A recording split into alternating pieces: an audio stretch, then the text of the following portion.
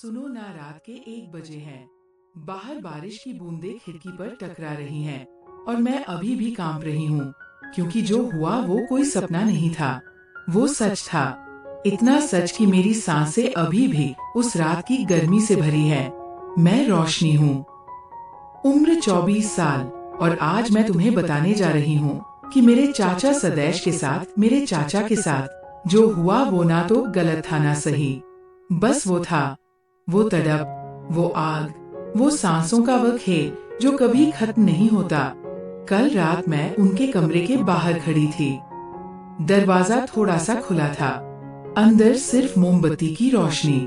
वो बिस्तर पर लेटे थे, शर्ट के बटन खुले, उनकी छाती ऊपर नीचे हो रही थी, जैसे कोई जंग लड़ रहे हो। मैंने एक कदम रखा, पैरों की थरथराहट रुक नहीं रही थी। वह अचानक उठे, उनकी आंखें मेरी आंखों में गड़ गई। एक पल, बस एक पल में उनकी सांसें मेरी सांसों से टकरा गई। वो मेरी तरफ बढ़े, मैं पीछे हटी, दीवार से लग गई। उनकी उंगलियां मेरे गाल पर फिसली, इतनी नरमी, इतनी गहराई, जैसे कोई बिजली का झटका। मैंने आंखें बंद कर ली, उनकी सांस मेरे होठों पर थी। वो इतने पास थे कि मैं उनकी धड़कन महसूस कर रही थी। उनकी उंगलियां मेरी कमर पर गई, मैं सिहर गई। वो रुके, फिर उन्होंने मेरे माथे पर हंठ रख दिए। वो हंठ इतने गर्म थे कि मेरी पूरी त्वचा जल उठी। दोस्तों, इतनी स्टोरी आपको अच्छी लगी है तो सबसे पहले वीडियो को लाइक कर दें और चैनल को सब्सक्राइब कर दें। सब्सक्राइब जरूर करना। दोस्तों, जो सब्सक्राइब करेगा उसे मैं रात को कॉल करूंगा, इसलिए जल्दी से सब्सक्राइब कर लो। मैंने कुछ नहीं कहा, बस उनकी छाती पर हाथ रख दिया। उनकी धड़कन मेरे हाथ में थी, जैसे कोई तूफान। फिर वह मुझे बिस्तर की तरफ ले गए। मैं गई, कंबल ओढ़ाया। वो मेरे बगल में लेटे, उनकी सांसें मेरे कान में। मैंने आंखें बंद की, लेकिन नींद नहीं आई। उनकी उंगलियां मेरी कमर पर फिसल रही थी। मैंने उनकी उंगलियां पकड़ी, वो कांप गए। मैंने कहा, चाचा ये क्या हो रहा है? उन्होंने मेरे बालों में उंगलियां फेरी, बोले, रोशनी, मैं तुझे खोना नहीं चाहता। उनकी आवाज में वह दर्द था, वह प्यार था, वो सब था जो मैंने कभी किसी में नहीं देखा। मैंने उनकी तरफ मुड़कर देखा, उनकी आंखें नम थी। मैंने उनके गाल पर हाथ रखा, वह मेरे करीब आए, उनकी सांसें मेरे होठों पर। मैंने आंखें बंद कर ली। फिर हम दोनों बस एक दूसरे में खो गए। कोई शब्द नहीं, बस वो गर्मी, वो तड़प, वो सांसें जो एक दूसरे से मिलकर एक हो गई। सुबह हुई, वो सो गए थे। मैं उठी, उनकी सांसें अभी भी तेज। मैंने कंबल ओढ़ाया। बाहर बरसात थम गई थी, लेकिन मेरे अंदर अंदर वो आग अभी भी जल रही थी। मैंने सोचा, ये क्या था? क्या ये प्यार है या कुछ और? मैंने कभी नहीं सोचा था कि चाचा, मेरे चाचा सदैवश मेरे लिए इतने हो जाएंगे। वो जो मुझे गोद में उठाते थे, वो जो मुझे गुड़िया कहते थे, अब वो मेरे लिए वो सब बन गए थे जो मैंने कभी किसी से नहीं मांगा। अगले दिन से सब बदल गया। सुबह चाय बनाते वक्त वह मेरे पीछे खड़े हो जाते, उनकी सांस मेरी गर्दन पर मैं कांप जाती। वो कहते, तू इतनी सुंदर हो गई है। मैं शर्मा जाती, लेकिन अंदर अंदर कुछ जल रहा था। शाम को खेत में पानी भरने जाती, वो साथ आते। मैंने साड़ी का पल्लू कंधे पर रखा। वो देखते, उनकी आंखें मेरे शरीर पर रुक जाती। मैं शर्मा जाती, लेकिन मैं भी देखती। उनकी मजबूत बाहें, उनकी चौड़ी छाती, उनकी वो मूछें जो अब मुझे डराती नहीं बल्कि आकर्षित करती थी। एक शाम छठ पूजा थी, घाट पर भीड़। मैंने साड़ी पहनी थी, लाल, वो मेरे साथ थे। भीड़ में उनका हाथ मेरी कमर पर था। मैंने कुछ नहीं कहा, बस उनकी उंगलियां महसूस की। वो इतने पास थे कि मैं उनकी धड़कन सुन रही थी। घाट पर मैंने दिया जलाया, वो मेरे पीछे खड़े थे, उनकी सांस मेरे कानों में। मैंने मुड़कर देखा, उनकी आंखें मुझे निगल रही थी। मैंने कहा चाचा लोग देख लेंगे। उन्होंने मुस्कुराकर कहा कौन देखेगा, तू मेरी है। मैं चुप हो गई, लेकिन दिल दिल धक धक कर रहा था। रात को घर लौटे, बिजली चली गई।